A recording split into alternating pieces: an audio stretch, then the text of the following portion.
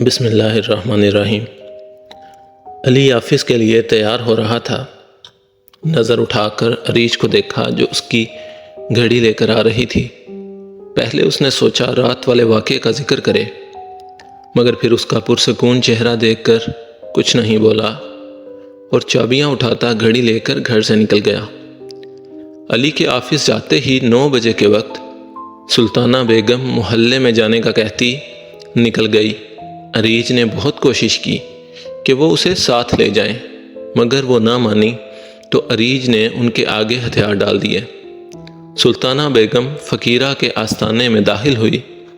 ان کے ہاتھ میں مٹی کا پیالہ دیکھ کر فقیرہ کے چہرے پر شاطرانہ مسکراہٹ آئی تھی، جسے وہ جلد ہی چھپا گئی۔ آؤ، ہو گیا عمل؟ فقیرہ نے پر اعتماد انداز میں بات کا آغاز کیا۔ جی، سلطانہ بیگم مختصر ہی بول پائی، کیونکہ رات جو ان کے ساتھ ہو چکا تھا اس کے بعد ان کی ہمت جواب دے گئی تھی۔ میں مزید یہ سب نہیں کرنا چاہتی، سلطانہ بیگم ہمت جمع کرتی بولی۔ تو فقیرہ جو پرسکون بیٹھی تھی اچانک اس بات پر گڑبڑا گئی۔ کیوں بی بی، ایسا کیا ہو گیا؟ میں نے بھی تمہارے ساتھ پوری رات عمل کیا ہے جسے تم ضائع کرنے پر تل گئی ہو۔ فقیرہ غصے سے بولی اور غصے میں جان کر جھوٹ بول دیا کہ وہ رات میں عمل کرتی رہی ہے۔ اس کی بات سن کر سلطانہ بیگم شرمندہ سی نظریں جھکا گئی اور رات کا گزرا سارا واقعہ فقیرہ کے گوش گزار کر گئی۔ دیکھو بی بی، جب تم اپنا مقصد حاصل کرو گی تو چیزیں تو روکیں گی نا، فقیرہ نے انہیں پچکارتے ہوئے کہا۔ تو سلطانہ بیگم کا کچھ حوصلہ بڑھا۔ ٹھیک ہے، میں کر لوں گی، آگے کیا کرنا ہے؟ سلطانہ بیگم کچھ دیر کی خاموشی اختیار کرنے کے بعد بولی۔ تو پھر فقیرہ نے انہیں آگے کا عمل بتایا اور پھر ایک تعویذ دیا، مگر یہ عمل سلطانہ بیگم کو بہت مشکل لگ رہا تھا۔ فقیرہ بظاہر تو ان کی ہی مدد کر رہی تھی، لیکن ان کو یہ نہیں پتا تھا وہ تو یہ سب ان سے اپنے خاص مقصد کے لیے کروا رہی تھی، جس کا ان کو بہت جلد پتہ چلنے والا تھا۔ سلطانہ بیگم رات کے کھانے کے بعد اپنے کمرے میں چلی گئی۔ کچھ دیر کے بعد کچن میں گئی اور 2 گلاس دودھ میں نکال کر اس میں سے ایک گلاس میں تعویذ گھولنے لگی۔ 2-3 منٹ کی پڑھائی اور تعویذ کو گھولنے کے بعد اس میں سے نکالا اور اپنے پلو میں چھپاتی، پھر دودھ ٹرے میں رکھ کے عریج اور علی کے کمرے میں داخل ہوئی۔ تم دونوں کی حالت دیکھو، کتنے کمزور ہو گئے ہو، بالکل اپنا خیال نہیں رکھتے۔ سلطانہ بیگم داخلی دروازے پر کھڑی ہوتی بولی۔ امی، ہم تو رکھتے ہیں خیال، اپنے ایسے ہی زحمت کی، ابھی عریج لے آتی۔ علی آرام سے بولا۔ عریج تو حیرت سے اٹھ کر شیشے میں خود کا جائزہ لینے لگی، مگر اسے کہیں سے بھی وہ کمزور نہ لگی۔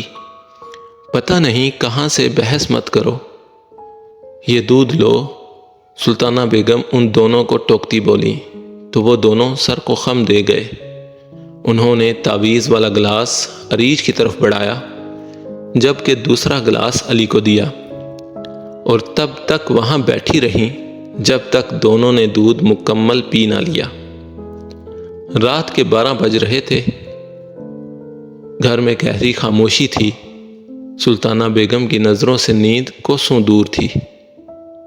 انہوں نے وال کلاک پر نظر دوڑائی۔ ابھی تو 2 گھنٹے ہیں، کیا کروں؟ وہ دل میں سوچنے لگیں۔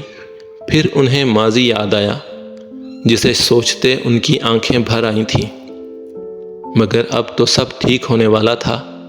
جیسا وہ چاہتی تھیں سب کچھ ویسا ہوتا۔ بہت جلد یہی سب سوچتے سوچتے الارم بجا تو وہ اٹھ بیٹھی۔ آس پاس نظر دوڑائی، چھت کی طرف دبے قدم چلنے لگی۔ آج ٹھنڈ کچھ کم تھی، مگر لاہور کی ٹھنڈ تھی، بھلے کچھ کم تھی، آج بھی سلطانہ بیگم کا خون جمانے کا خوب کام کر رہی تھی۔ انہیں ٹھنڈ اپنے جسم کی ہڈیوں تک میں محسوس ہوئی۔ وہ تیزی سے اسٹور روم میں گئی، جا کر الماری سے ایک کالا کپڑا نکالا اور کالا ہی دھاگا نکالا۔ اس کے بعد پہلے والے عمل کی طرح اس میں بھی کپڑے اتار کر سائیڈ پر رکھ دیے، اور پھر وہی بلی کا خون جس پر پڑھائی کی تھی اور فقیرہ نے بھی کچھ پڑھ کے انہیں دیا تھا، اس میں تھوڑا سا خون جسم پر ملنے لگی۔ اس کے بعد ایک دائرہ بنانے لگی۔ اس سب سے فارغ ہو کر وہ اس دائرے میں دیا جلا کر بیٹھ گئی اور پھر عمل شروع کر دیا۔ وہ جادوئی اشلوک پڑھتی جا رہی تھی اور دھاگے پر پھونک کر اس کپڑے سے گڑیا بنانے لگی۔ ابھی تک گڑیا کی گردن ہی تیار ہوئی تھی جب پہلے کی طرح لائٹ بجھ گئی، مگر انہیں اس بار ڈر نہیں لگا۔ لیکن جب سامنے کی دیوار پر بلی کے پنجوں کے نشان پڑے، ان کی جان نکل گئی۔ پھر کمرے میں سایہ دیکھ کے ان کو اپنا سانس رکتا ہوا محسوس ہوا، مگر اب گڑیا تو بنانی ہی تھی۔ انہوں نے اپنی پڑھائی کی رفتار بڑھا دی۔